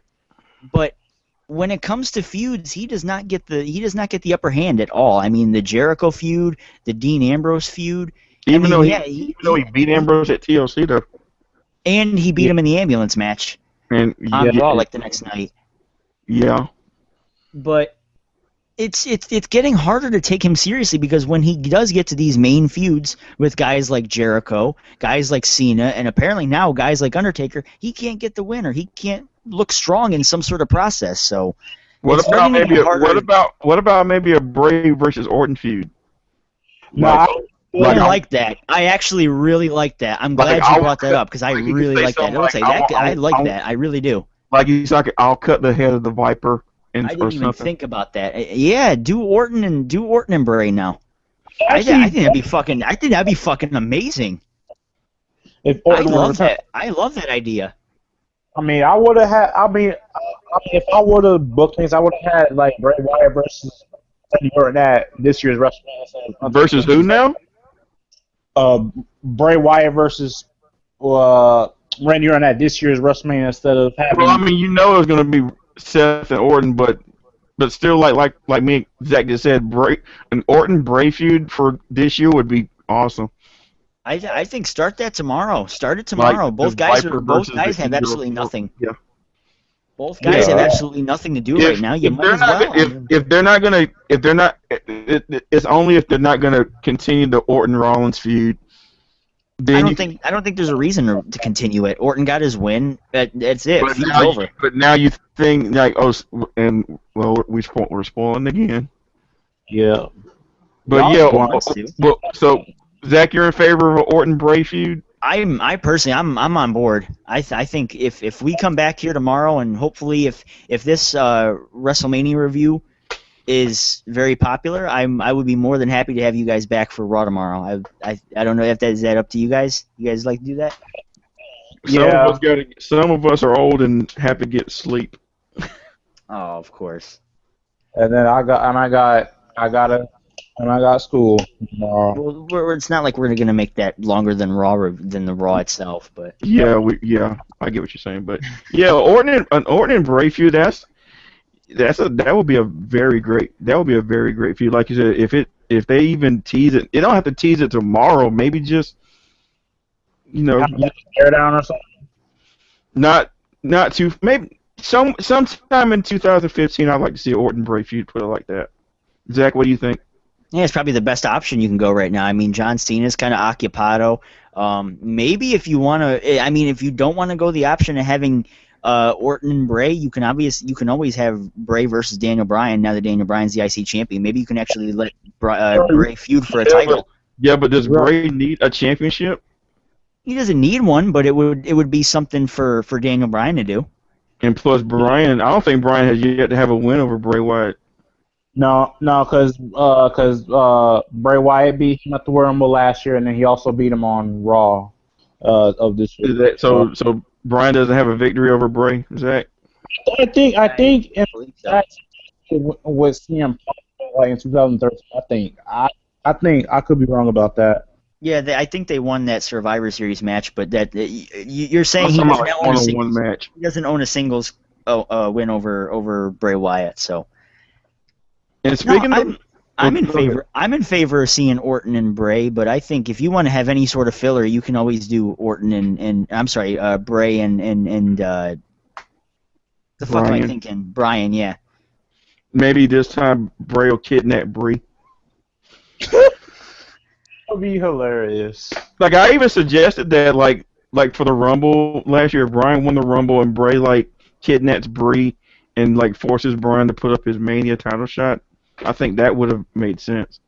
So Bray Wyatt would have maybe kidnapped Bray, Undertaker style, I believe. All right, all right. But I got nothing else to say. But like I said, pretty damn good match. It just did feel like something was missing. Maybe just from my end. It just felt like the streak not being there kind of hurt this match a little bit. So you're saying the match was a year too late? I think so, yeah. Yeah, I think Probably. somebody else But said at that. the same time, saying that it's a year late would also mean that Bray Wyatt was ready for the Undertaker last year, and he was by no means ready for the Undertaker last year. I think that match with Cena actually kind of helped him get to the spot where we are right now. So I even personally think the Cena Bray match was should have been this year. I could have seen that happen this year. I could see it.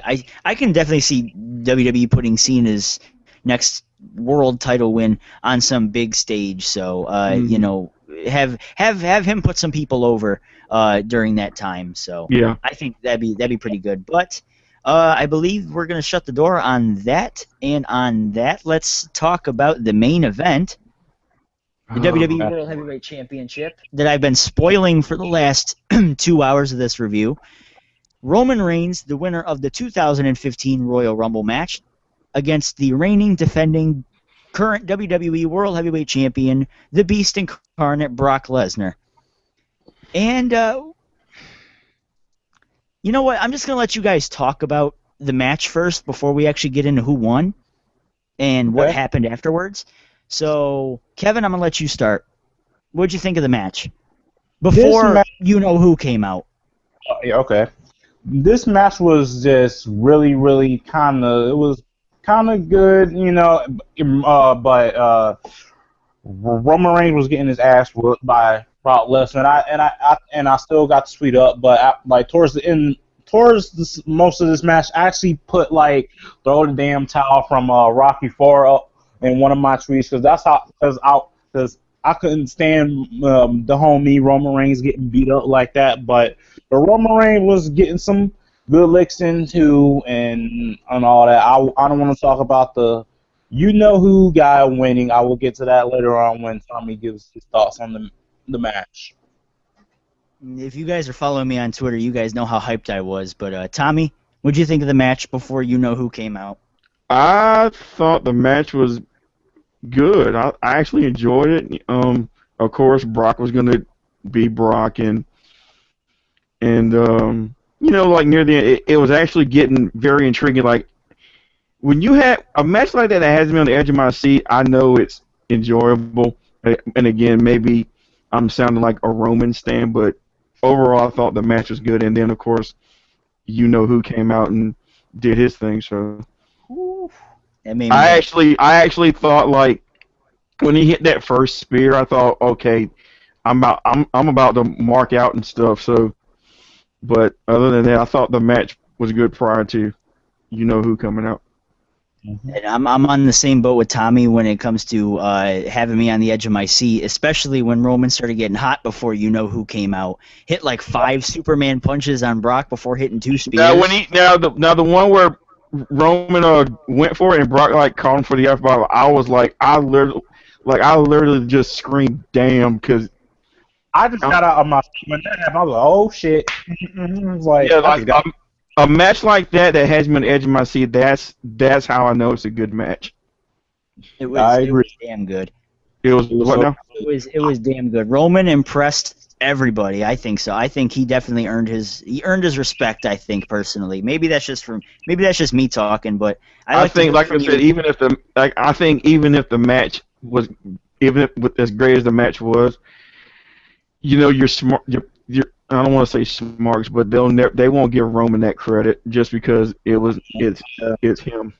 I want to hear from you, Roman Reigns critics out there, because I hope you guys have made it this far in the review, and if you have, write some random word in the comment section. But And be civil about it. Don't just go in like full Roman hate mode. Just be civil I don't about it. care. I mean, if you want to go full Roman hate mode, go for it. But I want to hear what you guys think about Roman Reigns coming out of WrestleMania. Did you gain some sort of respect for him after just taking that beat down from Brock Lesnar? What'd you think about Roman smiling throughout like most of that match, like after the German suplexes? Laughing, I was cracking up. I was like, I thought it was I'm like, interesting. yeah, Like the way he was, like I was thinking, oh, he's finna like hulk up and go into Super Roman. He's in a Super Roman. But no, like I said, there was a point. Well, there's a couple points in the match before I get to actually what happened, and of course, when we host our celebration party here during the Raw review tomorrow, which obviously you already know who won, but I'm gonna talk about why I didn't like the dude. the couple spots I wanted to point out. Of course, the one with the ring post was very infamous. The one where Roman Reigns pushed Brock Lesnar right into the ring post, and Brock got up wearing the crimson mask. So blood was everywhere. Instant 10 out of 10 out of this guy right here. But, What about out the rip like Roman punched Brock and cut his cheek? oh yeah, that was like within the first 10, 20 seconds of the match, right? Right, yeah. And of course, nasty wrestling. What did you think? What did you think when Roman hit that first spear, Zach? the first one before he got up and hit the second one. Mm-hmm. Well, I was actually just about to start talking about that. Start talking about that spot alone where he hit like 5 Superman punches to set that spear up. Mm-hmm. I thought that was awesome. I think that alone made Brock Lesnar look strong as fuck, despite him hitting how many Germans did he hit by the end? I think Germans are just the suplexes overall. Suplexes alone, I think he beat Cena, the one he did in Cena's. But I think with Germans, I think it was 12. Yeah, and I think he did like one little like T-bone suplex as well. So it was like over the top rope. He was trending worldwide when Brock. Yeah, the fact that they let the suplex city bitch part go. But like I said, the big spot setting up the 2 spears from Roman Reigns with the like 5 Superman punches made Brock look. Made him look strong as hell. And he hit that second spear, and everyone in this call, I can guarantee, I could speak for everyone here when we thought it was over. I was like on my knees, like I was begging, like, please kick out. I'm like, you were begging to please kick out. Yes, kick the fuck out. And when he did, I was partying. I was like, yes. Don't kick out. I was praying to Jesus when he kicked out of that spear, I fucking marked out. When Brock kicked out the first spear, I like rolled on the ground like ah. Oh, wow. I think it's time that we reveal who the new World Heavyweight Champion is. And no, it's probably not who you think. I think it was right after the second spear, right? Yeah. Where Roman was like thinking, okay, he got him at 2. Both guys are knocked out, and you hear that music. You hear the Mr. Money in the Bank Seth Rollins come out. Like he sprinted like a bat out of hell. He's cashing in his Money in the Bank fucking briefcase, so this match instantly becomes a triple threat match. He hits a curb stomp, I think, on both of them, actually. I think he hit one on Brock. Brock first. And then Brock rolled out of the ring. And he hit one on Roman, and he pinned Roman. Yeah, and then he hit one on Roman, pinned Roman. And, ladies and gentlemen, your new WWE World Heavyweight Champion, as if it wasn't spoiled earlier on when ESPN was showing it, and I was just talking about it. Your new WWE World Heavyweight Champion, Seth motherfucking Rollins, bro. I got some. Fucking amazing ending, personally. But so now the logic is Seth cashes in. This is the greatest Mania of all time. But if he doesn't cash in, it's not the greatest Mania of all time. I think it's one of the best Mania finishes of all time. I was thinking like maybe some people, like some of the the logic was. Well, go ahead, Zach. I loved it. I loved the way that this was pulled off. It was pulled off absolutely beautifully, especially when a lot of people thought that Brock re-signing was going to change the entire main event. It didn't look like it, because this looked like this was planned all fucking along. Seth sold that shit like a motherfucking god, and here he is, the World Heavyweight Champion. We're going to be hosting the fucking celebration party tomorrow night on the Raw review, so I hope you guys are all here. Oh, wow. Kevin, I Oh, hope you're here because you're pissed off, and I want to hear what you have to say. So, Kevin, go ahead. Please enlighten me. Why should I be pissed off that my guy Rollins is champion right now? he's got robbed. Number one, Reigns got robbed. Seth Rollins should have waited until Extreme Rules to catch this thing in. All right. I mean, Seth Rollins. I mean, this was a good. I ain't gonna lie, this was a good WrestleMania finish, but Seth Rollins should have stayed his ass in the back. Hey, okay, he could have just watched his match. He could have stayed his ass in the back. He didn't have to cash in. He could have. Bro, if I had my camera on right now, I'm shaking my head at you. Absolutely not. This is the same guy that picked Texas to be in the Final Four. Yo, you took Texas in the Final Four. Man, come on, man, give me a break with that. But like I want to add something to that. I said personally, like, let Roman win at Mania. Let him have the new Benoit like moment with his family, and hopefully he doesn't pull the Benoit thing. But What? no, Come on, these ain't that stupid. I hope he doesn't kill his family and his. yeah. But like I was saying, like let Roman have his own Mania moment, and then if it flops, then maybe Extreme Rules you have Seth cash in and kind of go from there, and then you could build a Seth Roman feud. The problem with that is I think if he cashed in at Extreme Rules, this moment would not be as special as it is right now. But it would. But if you come to think of it, Yeah, think about when Edge cashed in at New Year's Revolution. It wasn't at a major pay-per-view.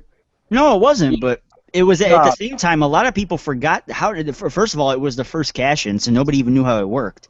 Mm-hmm. Second of all, it came out of nowhere. Everybody forgot Edge even held the damn thing. Yeah. So when he cashed in, people are like, whoa, Edge is legit. Here he comes, and he spears Cena twice and became champion. I mean, granted, he lost it like 3 weeks later, but... So do you see, like, Seth losing the title 3 weeks later? Absolutely not. He'll lose it. In fact, actually, when you go to Extreme Rules and Seth loses the title. I talked about this on my preview show. I said personally, if Vince is that pissed off that CM Punk's name is on the title history list, you could have Seth, or for that matter, you already had half a year down for Brock. You could have had Brock hold the damn belt for another 3 years. No, I think that shit would have been believable. I think Vince would have let Brock hold the title long enough to surpass Punk, and then you could. He will be like in 2017 or 2018. Yeah, but when you guys are saying like, oh, Brock can hold the title to WrestleMania 36, it's like sooner or later it gets stale.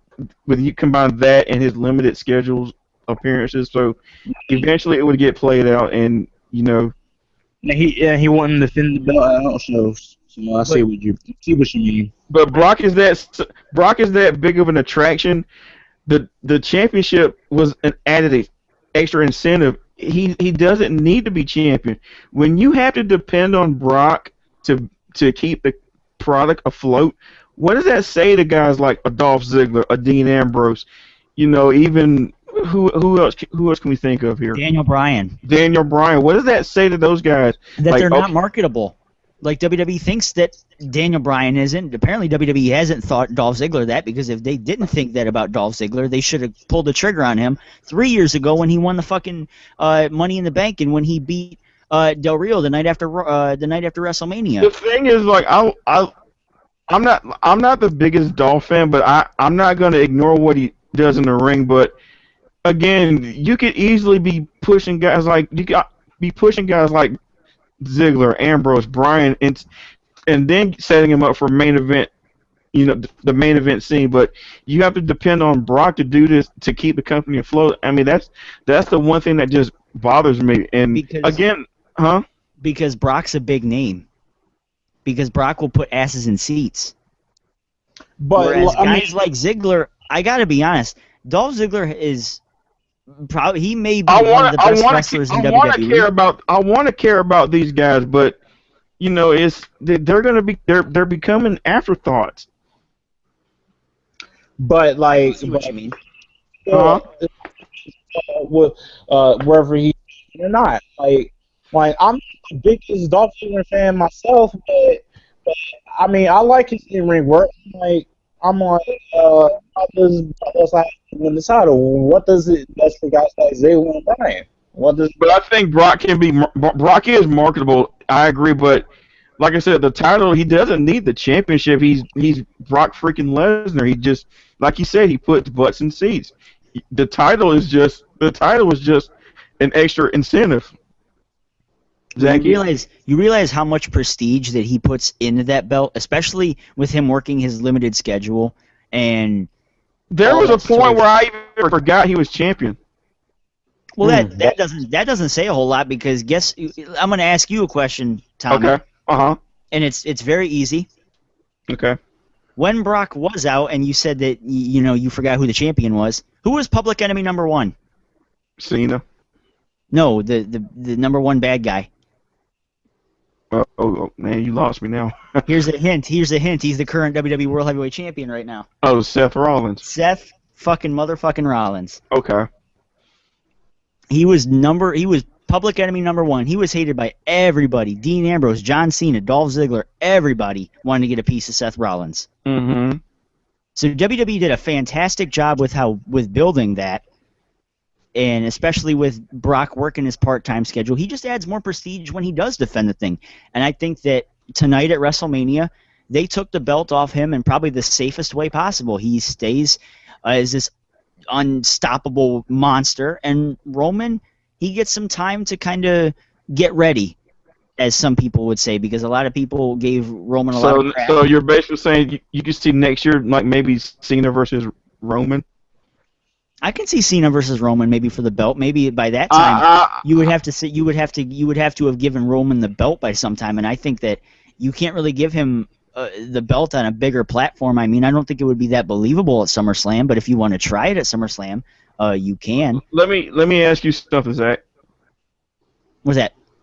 I think you've seen me tweet this a lot. I said personally I would have loved this year to have been Cena versus Reigns.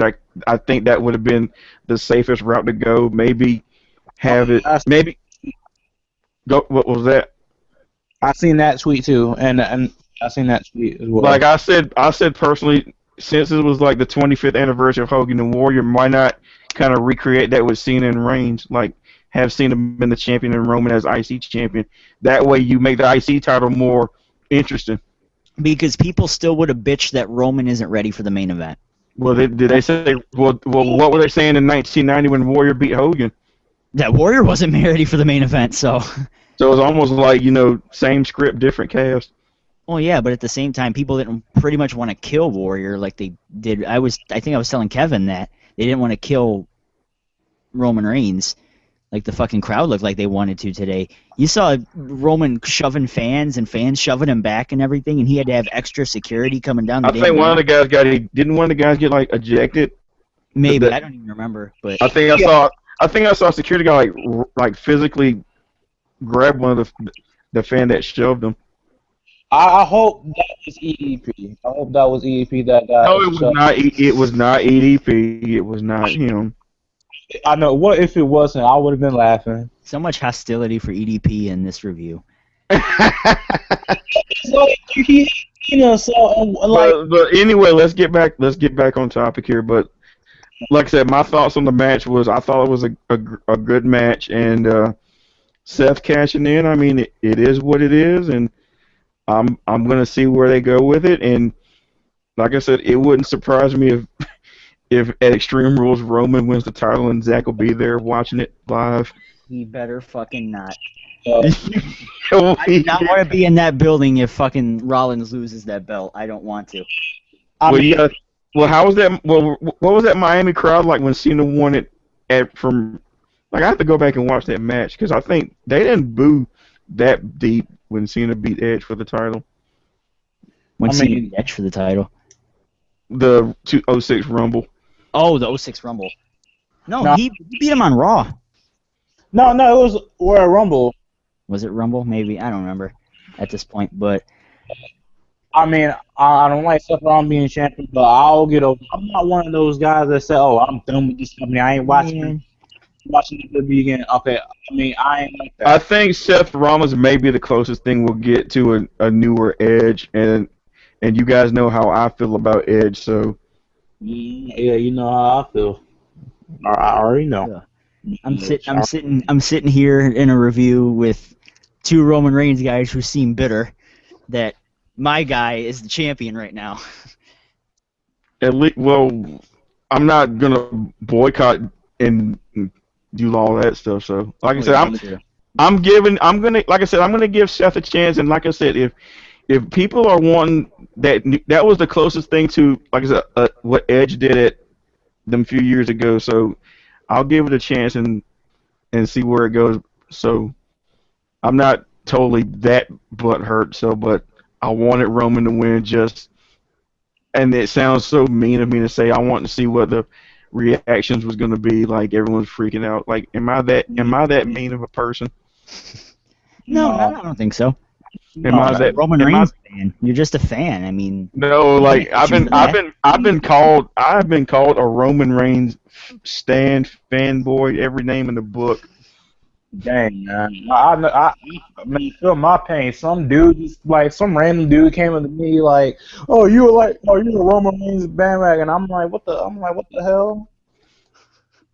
I know. I guess Zach will be drinking Shasta Cola in Seth Rollins' honor.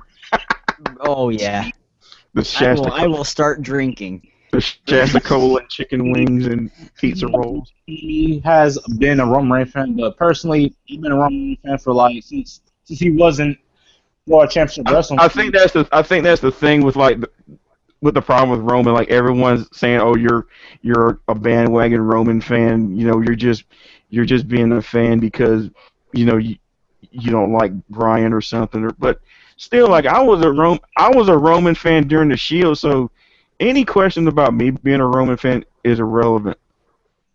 Yeah, same here with me. Like I just said, I was wrong because I actually liked Florida Championship Wrestling more than WWE at the time, and I actually liked aka Roman Reigns. That was like my favorite wrestler in that training facility. But Zach, like I said, Zach's got the win, and I can't get too upset. But Zach, what do you think? Shit, as you guys have known, I've been a CM Punk fan for forever. So when he left WWE, I went on a year-long kind of Tirade. quest to kind of find a new favorite in WWE, and I started to kind of settle on Seth Rollins. And Is Seth at this point going to become like a new Edge, like the Ultimate Opportunist? And I Hey, can that see could it, if he stays a heel, he will. but I think eventually he'll become a babyface, Seth. Like here's another thing I suggested. And Zach, I don't think I ever told you this, but maybe I was trying to think how maybe Seth fails to win the title from Cena, and you could have had Triple H kind of chewed him out. I was even suggesting a Seth Triple H match. I think either me or somebody else suggested a Seth Triple H match, and like Triple H put Seth over. Like, what do you think about that? Seth Triple H would be pretty good. I think that'd be a pretty good match. A lot of people don't give Triple H a whole lot of credit as to what Like, he does in the like ring. the and way don't wanna- like the way I thought, like maybe Seth, he would already cashed in the Money in the Bank and not won it, and then he gets a rematch and he chokes again, and Triple H kind of would have called him and say, "Hey, you can't win the big one. You choke in big time scenarios," and then So that he's could going have to been become Batista, basically. in what regard? Remember that was the whole thing why Batista left? Yeah, or you mean like Jeff Hardy thing? Jeff Hardy too. Well, I thought maybe like Triple H had tell Seth, "Oh, But we invested all this time in you, and you come up short, and I think regret making you the face of the company." And then you could have had Seth cut this like huge babyface promo, and then you could have set up a Seth Triple H match at Mania. That was just me kind of mapping it of how I could have seen that happen. you could do something like that. But so yeah, Seth Rollins ends WrestleMania 31 as the WWE World Heavyweight Champion, and tomorrow night, which is Raw, I believe it's still being held in somewhere in San Francisco, right? I believe so.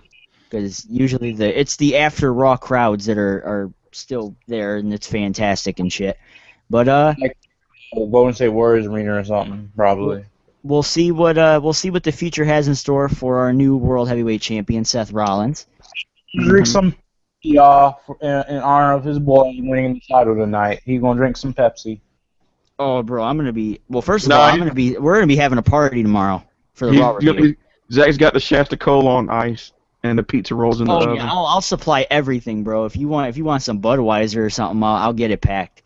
Hey, you can bring some strippers. I want to see some strippers. Bring some strippers. All right, I'll make sure I'll put that on the list. If they look like Nikki, I'm in favor of it. If they have a ass with a samurai face, I'm good. Are you nuts? Yo, you're the one that wants Sunny, right? Hey, with that, I want that. But anyway, is that our final thoughts on Mania overall? Zach, what do you think? I thought Mania was fantastic. I think it was an amazing show. Definitely exceeded my expectations. Granted, my expectations were very low, but they still blew them out of the goddamn water. Every match on this show, besides the Divas match, was pretty damn good. Just some of the finishes were kind of gave you something to think about. But I thought the show overall was fantastic, and I'm more than ever, I think personally, looking forward to what happens on Raw tomorrow, and not just because my guy is champion, but what actually has in store for the Authority. Do we see Sting tomorrow? What does the future have in store for guys like Bray Wyatt, Rusev, and Randy Orton? And yeah, I think all I can say right now is WrestleMania this year was an absolute fucking success.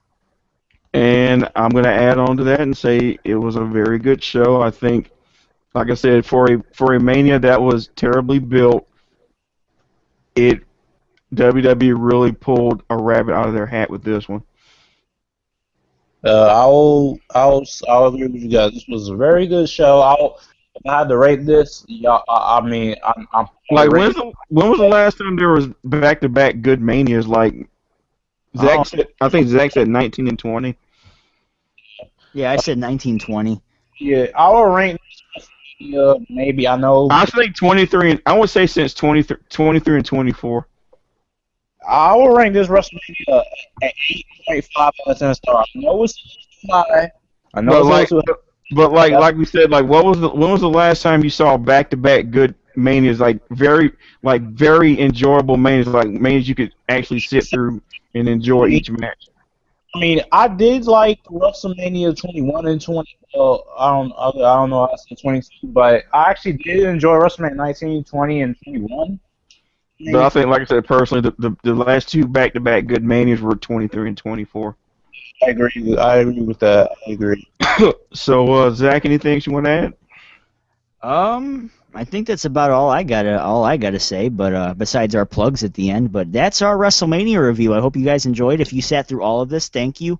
And yes, thank you for putting up with all our shenanigans. If you made it this far, I'm the one. You guys know me. This is my channel. If you guys made it this far, type Rollins is God in the fucking comment section. Make sure you write that if you made it this far. Now, here's what y'all can do, people. Just type in Roman Reigns got robbed. All right, Roman Reigns got robbed. Okay, so you have an option. Either Rollins is God or Roman got robbed. Hashtag Rollins is God. Hashtag Roman got robbed. All right, yeah, so if you made it this far, write one of the two, or hell, you can write both of them. If you guys enjoyed it, make sure you let us know so that I can bring these guys on a little more often, and we can do these a little bit more often. So, Tommy, you got anything you would like to plug? Yeah. Once again, my Twitter account is at TommyCB, TOMMIECB.